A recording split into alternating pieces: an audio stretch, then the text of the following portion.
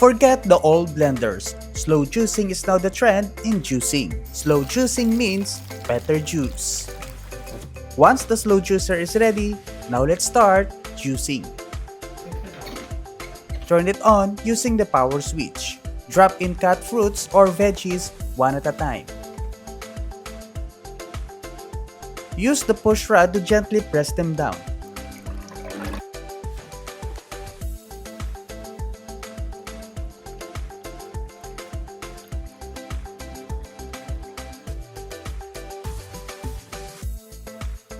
Juice flows out the front while pulp exits from the side.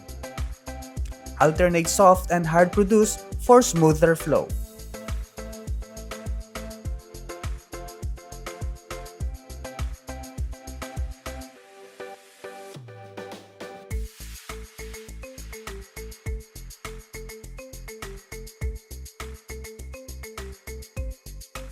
Close the juicer outlet after juicing to prevent any dripping.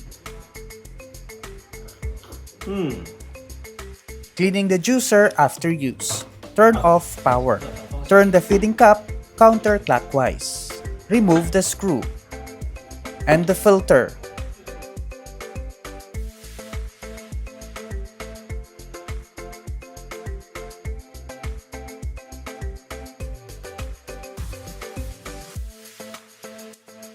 Use the brush for better cleaning.